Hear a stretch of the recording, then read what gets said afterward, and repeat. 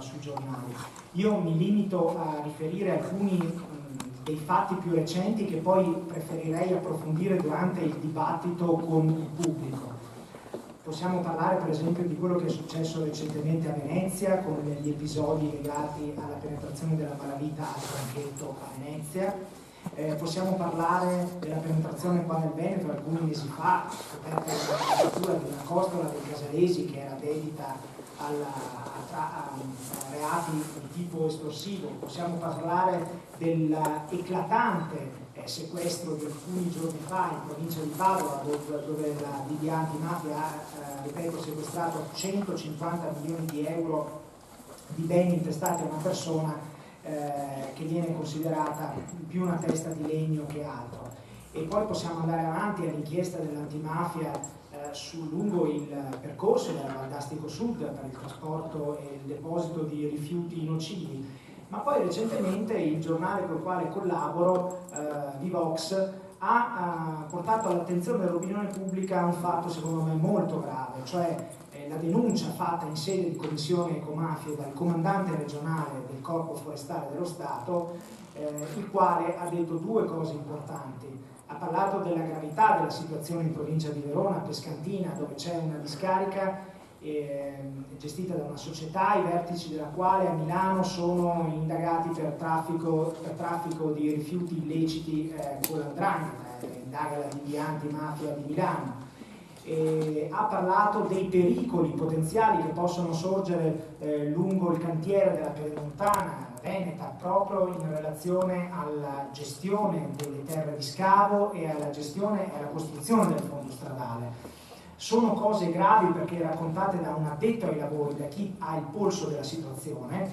Nonostante questo io ho trovato una certa come posso dire, timidezza da parte della grande stampa a non accettare di confrontarci su questo argomento, che ripeto è un argomento che dalla gran parte dell'opinione pubblica veneta viene trattato con fastidio, alle volte in modo addirittura omertoso.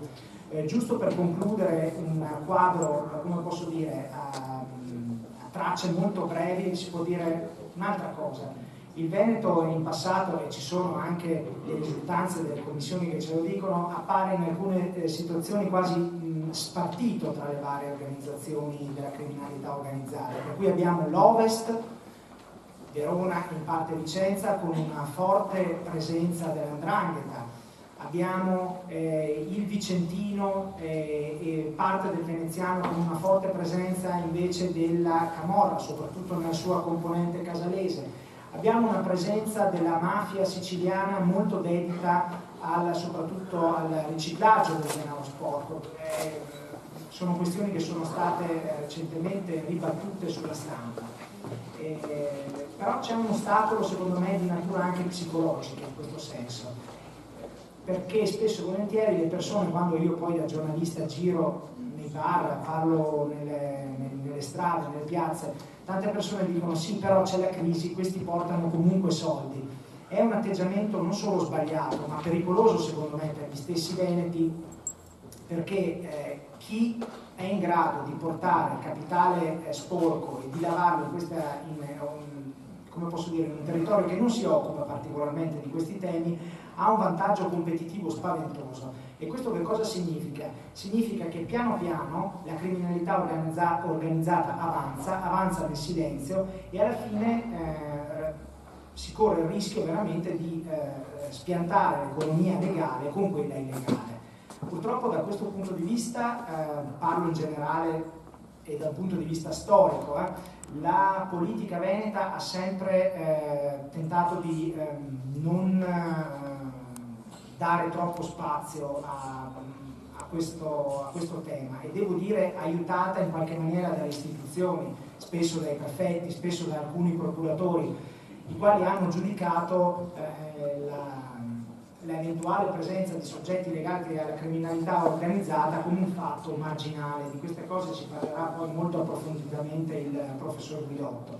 Ecco, io spero che occasioni come queste, in questo senso va dato atto al Movimento 5 Stelle di non aver avuto questi timori, servono proprio a scuotere un attimo le coscienze, a far capire che il problema c'è, che non va sottovalutato, perché altrimenti da qui a 5, 10, 15, 20 anni il problema si acuirà in modo irreversibile e ne faremo le spese tutti quanti. Io adesso passo la parola al professor Guidotto, che farà una prolusione di circa 35-40 minuti e entrerà nel dettaglio da un punto di vista principalmente storico. Professore, a lei.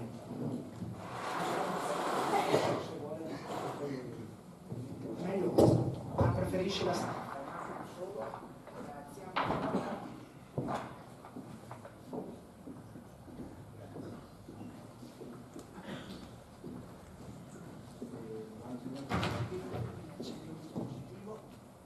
Buonasera a tutti, vedo dei volti nuovi, tanti volti nuovi rispetto alle iniziative che ci sono state in passato con la mia presenza, per cui preciso ciò che non è stato detto dal presentatore, preciso perché in base all'accento che potete notare qualcuno potrebbe pensare che sono arrivato ieri sera da Palermo con il senatore Giarrusso. No, sono siciliano d'origine, vivo però da circa 50 anni in Veneto. Ringrazio gli organizzatori per l'invito che mi hanno rivolto in qualità di tecnico, quindi soggetto neutrale e laico rispetto a partiti e schieramenti vari, ma tecnico consapevole che il compito del superamento del fenomeno, non solo veneto ma a livello nazionale, spetta alle istituzioni politiche, nelle quali si dovrebbe creare un fronte unico e compatto come si fece in occasione della lotta al terrorismo. Per questo motivo io sono disponibile alla collaborazione con chiunque mi invita. Il fatto è che c'è sempre stata una notevole differenza fra la mafia, intesa come complesso delle organizzazioni di tipo mafioso, e il terrorismo, sia nel campo economico che in quello politico, istituzionale.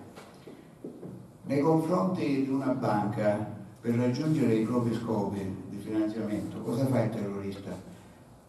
Assalta la banca e la rapina, il mafioso la compra. Il terrorista opera contro lo Stato, il mafioso opera nello Stato, all'interno dello Stato, direttamente o indirettamente. Fatti storici, non fantasie o valutazioni, opinioni soggettive. È chiaro che sono in grado di dimostrarlo con una casistica abbastanza ricca. Ma vado avanti.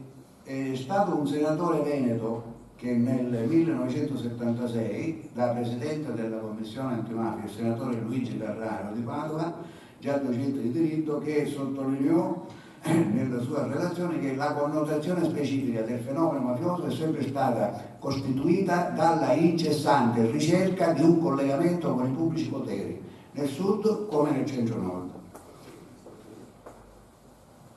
Tant'è, mi dice il senatore Giarrusso, che non fu più eletto. Avete più visto questo senatore? Io non l'ho visto. Prometto che indagherò.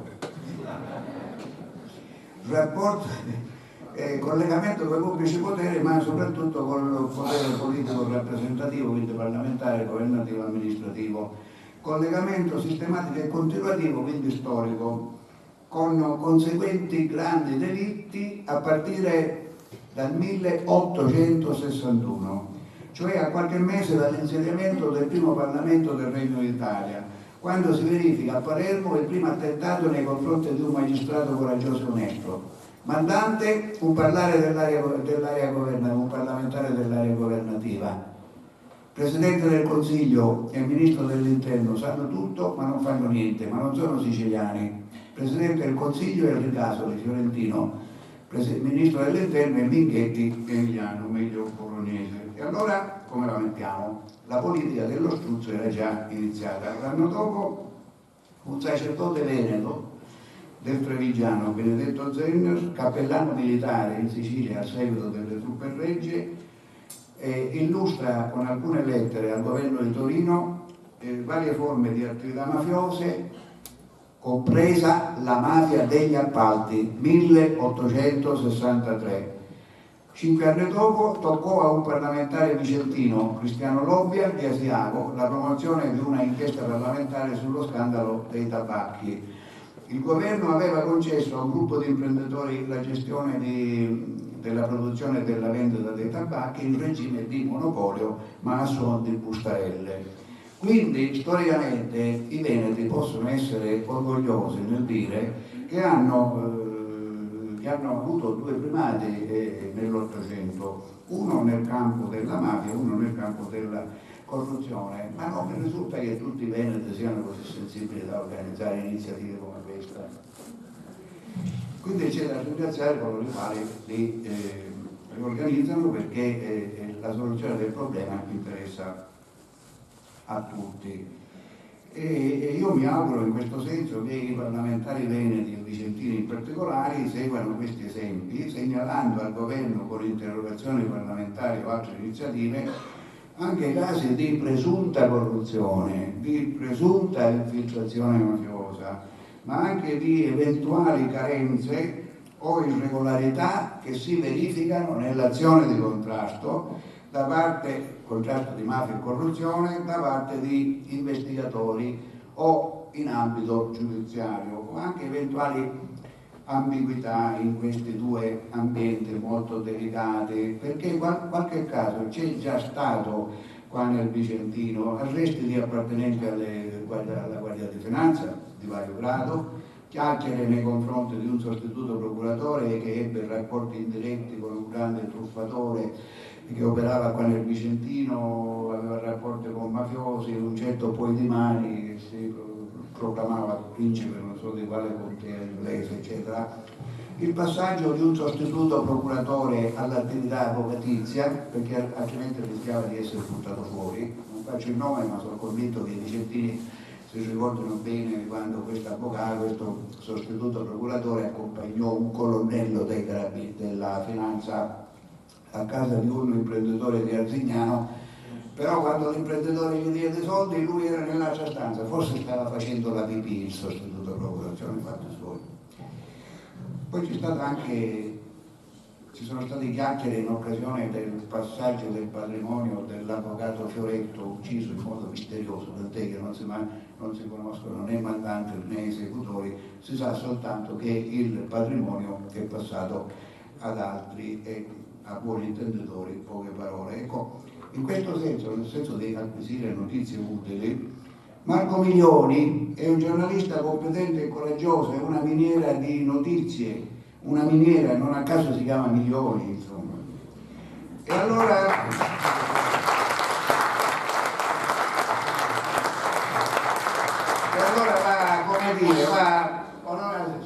signori senatori, questo Milioni bisogna sfruttarlo, ma anche sostenerlo, incoraggiarlo e proteggerlo, perché ne ha bisogno. Il tema di mafia, io non faccio politica, poi non voglio applausi, perché poi qualcuno può dire che faccio politica, che cerco consenso. Allora, in tema di mafia e corruzione, la conoscenza crea coscienza e dalla presa di coscienza scatta la molla dell'impegno civico. Nel 1876 il governo Minghetti presenta in Parlamento una proposta che prevede la nomina di una commissione parlamentare antimafia sulla mafia in Sicilia e l'emanazione di leggi repressive, molto repressive. L'unico che fa una obiezione per dire prima cerchiamo di conoscere il problema attraverso la commissione d'inchiesta e poi predisponiamo le misure più adatte, l'unico è un altro vicentino, Paolo Lioi, che qua magari tutti ricordano so perché c'è un liceo dedicato a lui o perché era il Piero Angela dell'Ottocento, proprio il Piero Angela dell'Ottocento, ma solo che Piero Angela parla mentre Lioi scavava, faceva ricerche di paleontologia, paleontologia, storia, preistoria, i fossili di Borga, eccetera. Ecco, lui disse questo: procediamo con ordine, a rigore di logica e col consenso comune. No, la proposta fu bocciata perché la logica e il consenso comune nella lotta alla mafia non è mai stata prevalente. E alla fine la commissione parlamentare arriva a questa conclusione: La mafia non è una piaga specialissima della Sicilia, perché esistono in altre regioni, in altre province del Regno, delle organizzazioni analoghe. Questo non era vero, perché al volgere del secolo tutte le altre organizzazioni erano pressoché scomparse, mentre la mafia era più viva e vegeta che mai. Tant'è che proprio nel dicembre del 1899 un parlamentare di Catania, come il senatore Giarrusso, disse: vi spiego io perché la mafia sopravvive. Sopravvive perché le altre organizzazioni vengono da bassi fondi sociali, mentre la mafia ha tre strati che oggi si potrebbero chiamare livelli. Nel più alto c'è l'uomo politico. Ecco, all'epoca e fino a 30 anni fa circa, con la parola mafia si indicava soltanto quella siciliana, che in realtà si chiama Cosa Nostra. Dall'82 in poi con la parola mafia si possono indicare tutte le organizzazioni, il complesso delle organizzazioni che seguono il modello operativo di Cosa Nostra. Questa legge è stata applicata anche in Veneto nei confronti soprattutto dei capi della mafia del Brenta, che tanti imbecilli continuano a chiamare mala del Brenta, come se fossero dei malavitosi. No, erano dei mafiosi, prescindendo dai contatti, dai rapporti, dal contagio ricevuto dai soggiornanti obbligati. Su questo si può approfondire il discorso. È stata applicata anche nei confronti di un imprenditore, di un commercialista, insomma di alcuni soggetti che hanno dato una mano ai casalesi a spellare tanti imprenditori, soggetti nati e cresciuti in Veneto, che se lo mettono in testa i leghisti, perché su qua non si discute di queste cose. Per essere responsabili del reato di associazione mafiosa basta assumere un comportamento basato sulla intimidazione, che produce assoggettamento e omertà. Questo è il concetto giuridico di mafia. Però è pure vero che tanta gente dice, quando vede ruberie, intrallazzi, corruzione, è tutta una mafia. Io per tanto fa dicevo, bisogna distinguere l'aspetto giuridico, l'aspetto fenomenologico, sociologico, l'aspetto organizzativo, ma nel frattempo ci sono stati gli autori di due vocabolari, i quali, aggiornando i vari nomi, i significati dei vari nomi, sono arrivati a questa conclusione. Tullio De Mauro, è stato anche ministro della pubblica istruzione: per mafia si intende ormai, testualmente, un gruppo di persone strettamente solidali fra loro, allo scopo di conseguire lecitamente o illecitamente determinati vantaggi e difendere con ogni mezzo gli interessi della propria categoria. Vocabolario Gabrielli. Il termine si può usare per indicare una categoria di persone che impone per conseguire interessi privati anche a danno, che si impone anche a danno di quelli pubblici. Di conseguenza è mafioso chi tende a ottenere vantaggi personali in modo prepotente e illegale attraverso la corruzione. Mose ed Expo inclusi dal punto di vista, come si dice, letterario, del significato della parola in sé. Quindi le cose peggiorano a certe condizioni che hanno giustificato la proposta mia di intitolare di fissare come tema di questo incontro tema Veneti e mafia, e non mafia in Veneto. Perché? Perché dire mafia in Veneto, e li organizzavo anch'io, li abbiamo organizzati insieme, significa, lascia pensare che il male nel Veneto pulito, cristallino, trasparente, viene solo da fuori. Invece nel corso della storia, soprattutto quando c'erano i soggiornati obbligati, ci sono stati veneti vittime, anche come immagine, tanti enti, compresa la regione, si sono costituiti parti civili contro la Mala del Brenta, contro certi personaggi. Ci sono stati veneti contrari, nel senso che hanno dato un contributo alla conoscenza e alla lotta al fenomeno, ma anche la conoscenza crea coscienza e contribuisce alla lotta. Ci sono stati e ci sono veneti collaborazionisti. Basta pensare a tutti quei parlamentari veneti che nella prima e nella seconda Repubblica hanno lasciato ai loro posti, a partire dal primo Parlamento dell'Italia repubblicana, ai loro posti soggetti collusi, inquisiti, chiacchierati, condannati, come Dell'Utri, che è stato messo in lista anche dopo la seconda condanna, è stato scelto da Galan come compare di nozze, compreso Cosentino. Oggi la Regione, da 2 anni e più, la Regione assieme a Avviso Pubblico, che collabora con Libera, hanno avviato un programma di iniziative all'insegna del motto: il Veneto non è terra di mafia, ma è terra che piace alla mafia. Alla mafia piace il pianeta Terra, tutto. E questa frase sembra un po' uno slogan leghista. In tutti i casi sono convinto che sia frutto di un certo leghismo psicologico, che va oltre il leghismo degli elettori iscritti simpatizzanti della Lega. Ecco, un docente di sociologia dell'Università di Torino, Rocco Sciarrone, che è stato coinvolto in questo programma, in un recente libro, spesso così, intitolato Le mafie del Nord, e non le mafie al nord, le mafie del nord, sottolinea che non bisogna più parlare di delocalizzazione delle mafie, di colonizzazione, di contagio, di ibridazione.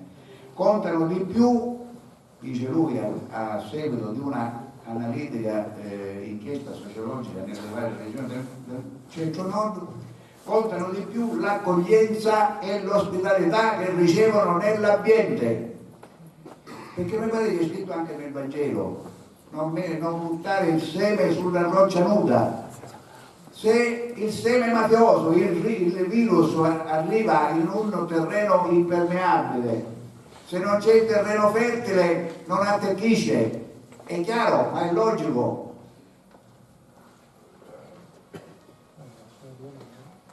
Che significa questo? Significa che non sempre i mafiosi vengono ritenuti soggetti pericolosi per la società, l'economia, la politica, come nel mio paese, in provincia di Trapani. Non cambia niente, non cambia niente. Come mai? Perché spesso si rivelano funzionali a certe esigenze del mondo dell'economia e della politica soprattutto. Hanno tanti soldi che sono utili in periodi di crisi finanziaria, portano voti a politici. In Lombardia un assessore regionale è stato arrestato per voto di scambio, tipico degli ambienti mafiosi, 50 euro a voto, dato a esponenti dell''ndrangheta. Poi c'è il fenomeno della corruzione. Borsellino diceva: la corruzione è l'anticamera della mafia, e infatti, come dicevo prima, alla Expo e al Mose ci sono delle ditte, delle imprese, delle società che già 20 anni fa erano finiti in Tangentopoli e prima ancora avevano avuto a che fare con qualche vicenda di mafia. La Intercantiere di Padova dei fratelli di Statello, per esempio, già negli anni 80 ne aveva combinato qualcuna, uno degli amministratori era stato arrestato, poi finisce nell'inchiesta mafia appalti a Palermo del 91, attualmente ne combina di tutti i colori questa ditta in Sicilia, perché doveva fare dei lavori in alcuni ospedali con l'obbligo di realizzarli con personale proprio, invece ha affidato in subappalto i lavori a 4 ditte di Partinico. Partinico è una zona molto interessante dove c'era Frank Coppola, c'erano tanti mafiosi, c'era anche un altro che si chiamava Giuseppe Bertolino, la cui figlia ha comprato qua in Veneto, in provincia di Padova e Treviso, alcune ditte spendendo un sacco di milioni di lire negli anni 80 o primi 80. Ecco, là in Sicilia è avversata, tanto che quando tenta di spostare la propria attività da Partinico, provincia di Palermo, a Mazara del Vallo, che è sul mare, sulla costa africana, sulla costa che guarda l'Africa, 3 squilli di rivolta, cioè la polizia fa 3 squilli per invitare a sciogliere l'assembramento, ma poi si ferma perché c'è anche il vescovo fra gli insorti, fra coloro i quali protestano, ma in Veneto ha avuto fortuna, questa qua ha avuto, opera nell'economia legale ovviamente, almeno così. Ora, devo confessare che Marco Miglioni mi ha aiutato molto nell'impostazione degli interventi, perché ha parlato delle ultime vicende del comandante della polizia forestale del Triveneto ormai, non solo del Veneto. No, del Triveneto me l'ha detto la mattina sera. Sì? È un personaggio straordinario, cristallino. Io sono convinto che tanti falsi preti, falsi cattolici tendono a farsi il segno della croce 3-4 volte al giorno. Questo credo che quando si alza la mattina riveda a memoria subito l'articolo 54 della Costituzione, dove c'è scritto che chi svolge funzioni pubbliche si deve comportare con disciplina e onore, cioè deve assumere un comportamento esemplare, e lui lo ha assunto, senza guardare in faccia nessuno, mettendo in evidenza anche delle carenze o degli errori commessi da una certa magistratura interessata. Quindi questo è un fatto molto positivo. Ora, andiamoci ora con ordine. C'è stata la crisi, a partire dal 2008 ci sono stati tanti fallimenti, ci sono stati tanti suicidi, uno ieri. Ecco, allora è chiaro che in questo caso il rischio qual è? Quello di infognarsi in qualche situazione per via di prestiti. Allora, qualche anno fa c'è stato il caso Crisci, un gruppo legato ai camufisti casalesi che aveva creato a Padova una società finanziaria per fare prestiti a piccoli e medi imprenditori di varie province, anche di qualche regione, anche in Sardegna addirittura. 150 imprenditori tragilati perché nella impossibilità della restituzione dei soldi con tassi fino al 180%, questi casalesi, questi soggetti legati ai casalesi attuavano una strategia diretta all'acquisizione dei loro beni, cioè con ricatti, intimidazioni, violenze e torture costringevano le vittime a cedere a un prezzo molto basso la proprietà dell'azienda oppure di beni immobili. Normale recupero crediti. Ancora qua forse non lo conoscevo. In tal senso si valevano della collaborazione di un commercialista di Bassano, di un ex poliziotto di Padova, di un imprenditore della stessa zona, tutti e tre veneti quindi, ma c'erano anche altri con ruoli minori. 150 imprenditori tragilati, solo una dozzina si costituisce parte civile al processo, 8. Allora ho fatto un errore per eccesso, chiedo scusa, in genere le faccio sì, il che è più grave, no? Credevo di essere esagerato, allora sono moderato. Allora il processo si chiude con condanne a 240 anni per associazione mafiosa per molti, ma l'inchiesta era partita dalla denuncia di un solo imprenditore coraggioso e onesto che è stato al gioco, ha fatto il doppio gioco da infiltrato, ma questo imprenditore che ha evitato che questi signori potessero raggirare tanti altri imprenditori veneti e non veneti, questo imprenditore non è manco veneto, è della provincia di Avellino originario ed è costretto da anni a vivere nascosto sotto scorta, mentre tutti gli altri che magari ottengono il risarcimento dei danni circolano liberamente.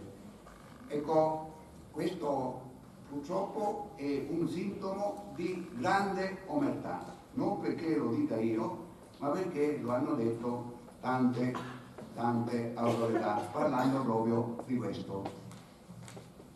Ed è ancora più grave se si considera che la stessa situazione si era verificata già agli inizi degli anni 90. Anche a quell'epoca c'era una crisi finanziaria, anche a quell'epoca le mafie si erano date da fare in questo senso, anche in Veneto, e la Commissione parlamentare antimafia, ecco, Tanti dicono le commissioni antimafia sono attive dal 62-63 e il problema è sempre là, si sviluppa. E la gente non capisce che, o non sa, e non lo capisce perché non lo sa, che le commissioni antimafia fanno un'analisi della situazione e indicano le soluzioni a chi? Le indicano al Parlamento, del quale la commissione è espressione, al governo, a tutte le istituzioni, ai sindacati, all'associazione di categoria, al popolo sovrano. A tutti questi signori, compreso il popolo sovrano, devono dedicare la dovuta attenzione a queste cose, perché il senatore Spuraglia nella relazione relativa anche al Veneto disse, a proposito di queste cose che ho detto, nel mondo imprenditoriale e nelle associazioni di categoria, nonostante sia stato denunciato l'intento della criminalità organizzata mafiosa di appropriarsi di attività produttive mediante acquisti di aziende in crisi, non vi è ancora una responsabile risposta individuale e collettiva e sono spesso presenti sintomi di sottovalutazione e rimozione, cioè è meglio non pensarci. Insomma, a un certo punto. Poi disse, tra l'altro non appare rilevante la sensibilità del sistema bancario che fornisce scarsa collaborazione all'attività di contrasto mediante segnalazione di operazioni sospette.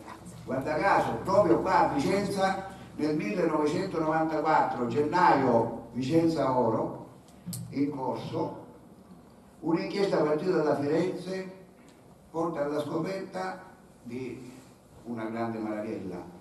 La Banca Popolare Vicentina, mi pare che sia quella che ha cambiato nome, è diventata di Vicenza, non so, così si chiamava,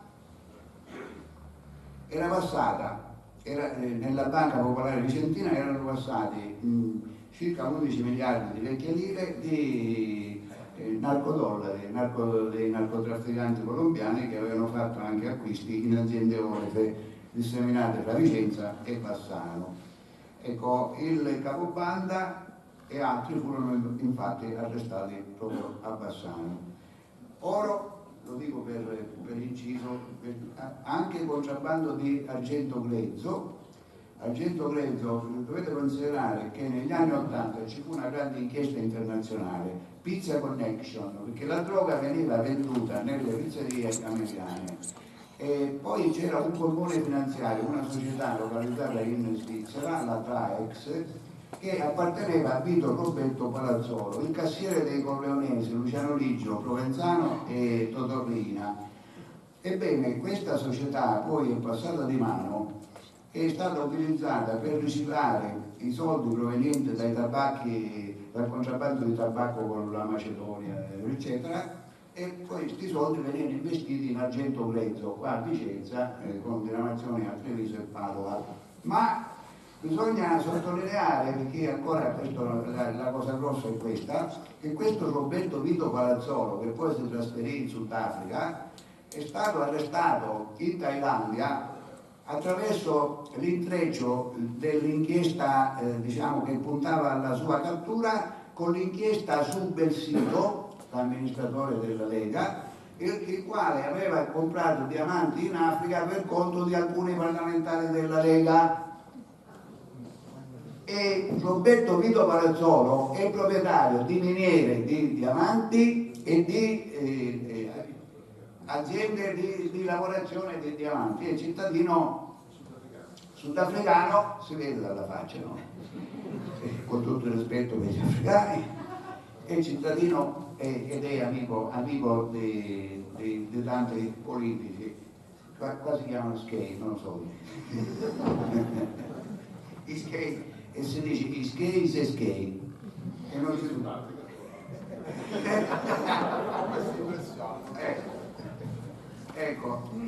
allora la Commissione antimafia fece presente questo rischio eppure non si è fatto niente. Questa operazione che si verificò nei primi anni 90 comportò il fallimento di una ditta di Resana, confinante con Castelfranco Veneto, dove abito io. Ecco, c'erano delle società finanziarie che erano in mano a due fratelli siciliani mafiosi, i fratelli Eugenio e Dante Saccà.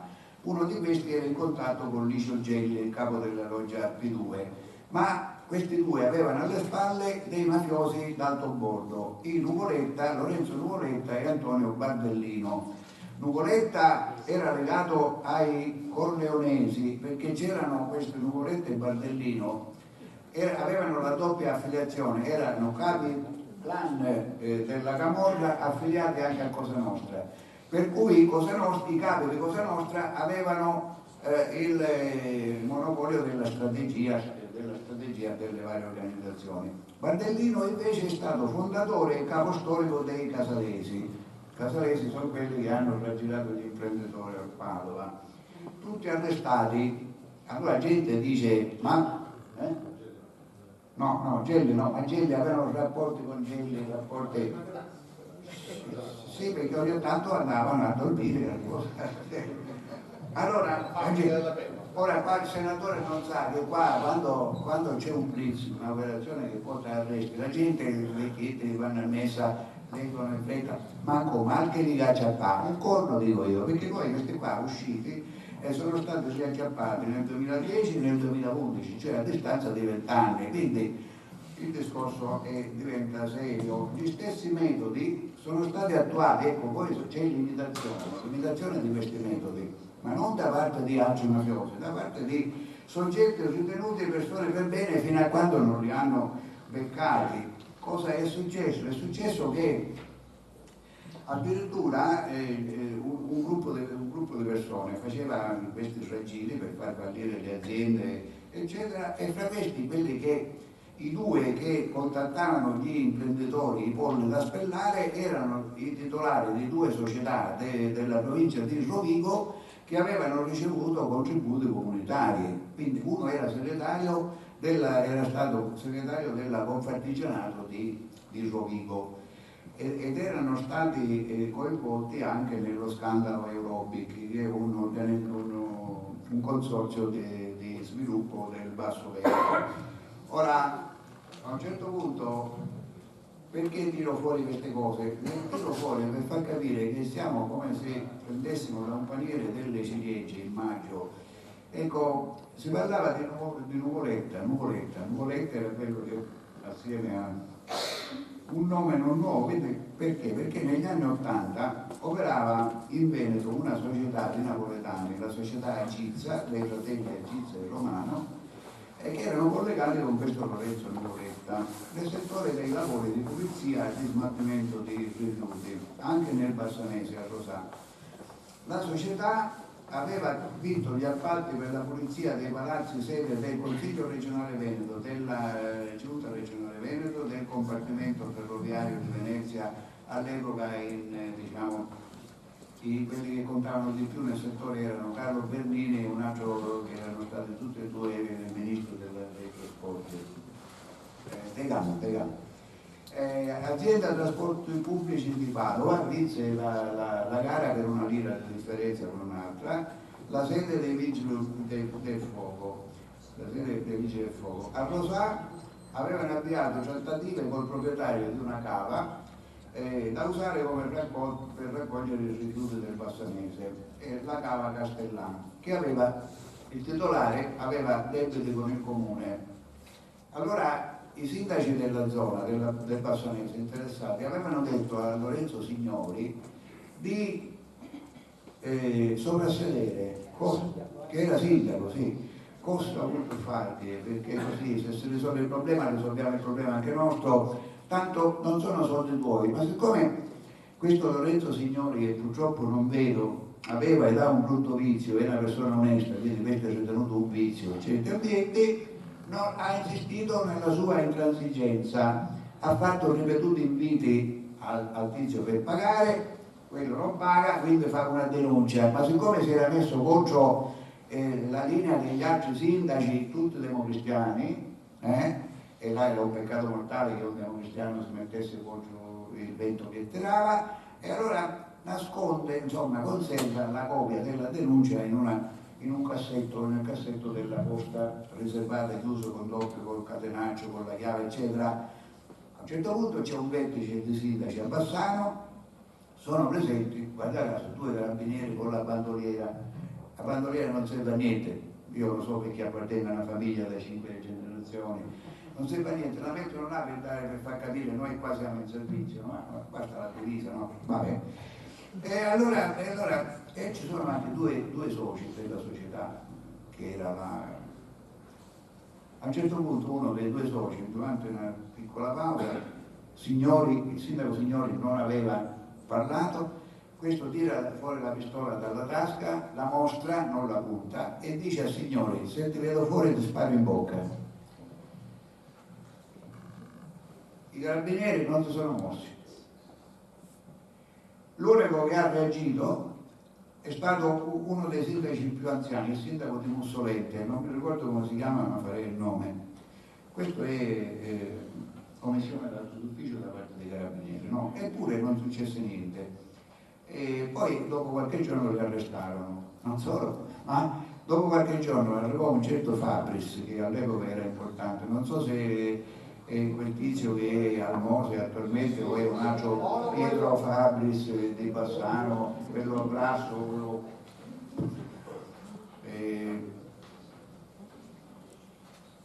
Sapete cosa ha fatto? Ha fatto chiudere la sezione della Democrazia Cristiana di Rosà per punizione.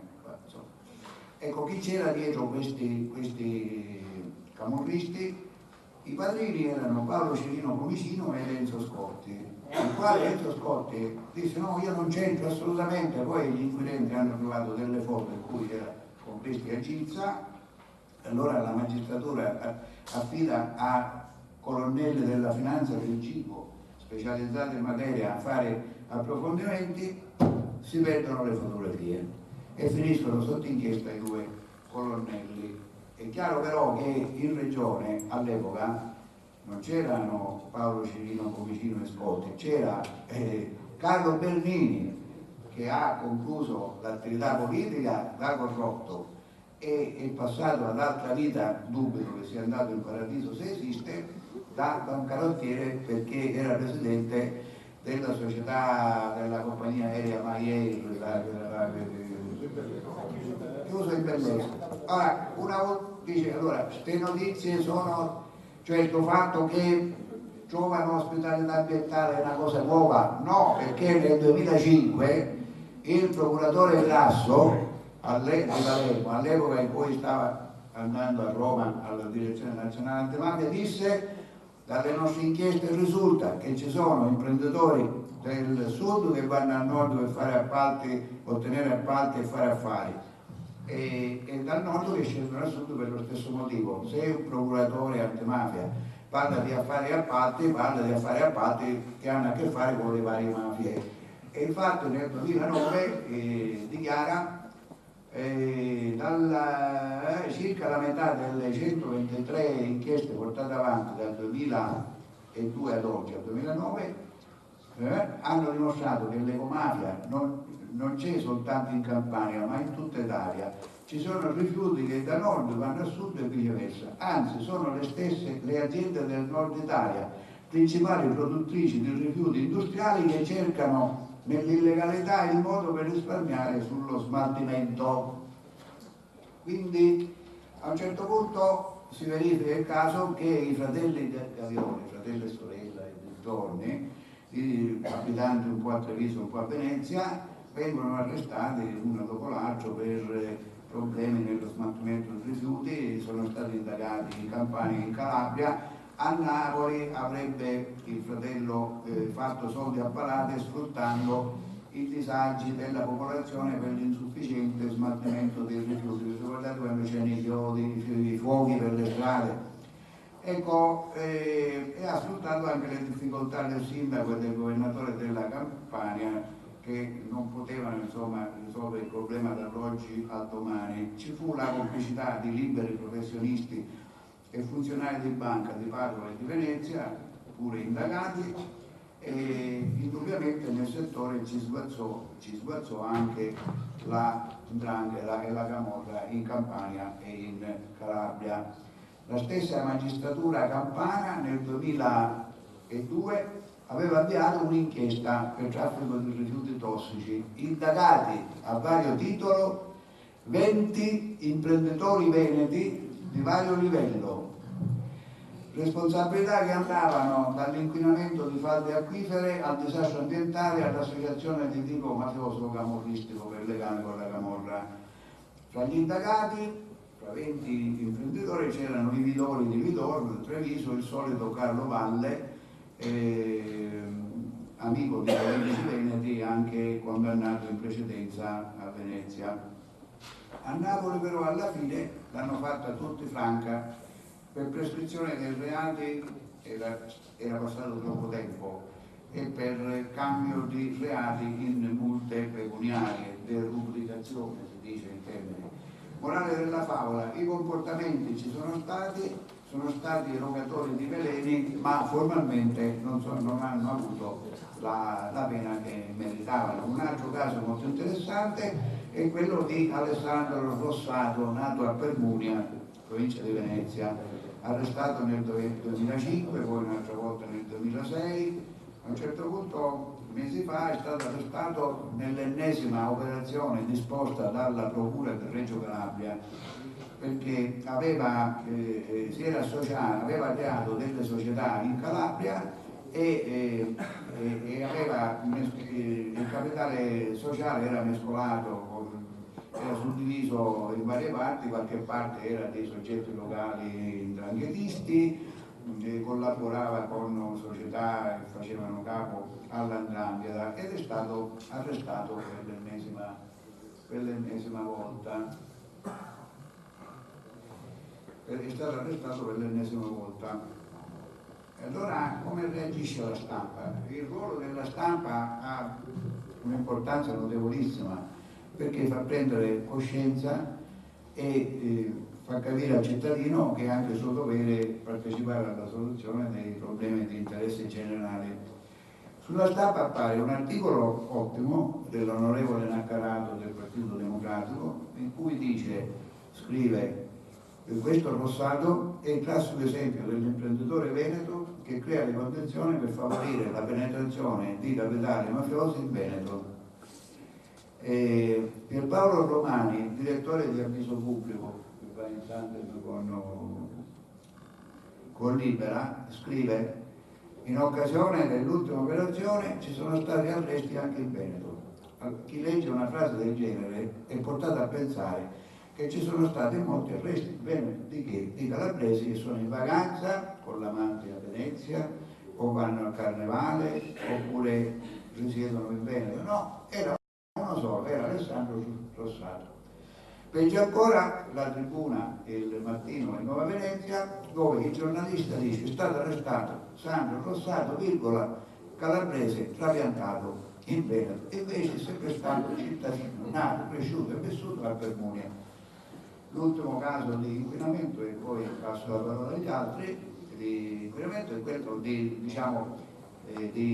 infiltrazione di capitali nel settore di imprese che si interessano di questo, è quel caso di Franco Caccaro di Santa Giustina in Colle. Questo Caccaro è titolare di una impresa che produce macchine per la triturazione dei rifiuti. Ebbene, questo qua in periodo di crisi riceve e accetta 3 milioni di euro da una società di Napoli che fa capo all'avvocato Cipriano Chianese, che è il re dei rifiuti gestiti dai casalesi. E questo nel 94 era candidato di Forza Italia, e poi nel 95 veniva in Veneto, passava probabilmente anche per Vicenza, perché risulta che è stata registrata la sua presenza tra Vidor e Treviso, e siccome era col camion, insomma non era venuto col paracadute, avrà fatto il tragitto. Nel 95 i carabinieri siciliani che conducevano l'inchiesta avevano intercettato dei soggetti che dicevano: dobbiamo andare a portare questi rifiuti a Vicenza e a Treviso perché là le cose sono a posto, tutto in ordine, non abbiamo problemi. Poi c'è il problema del sistema autostradale. E concludo.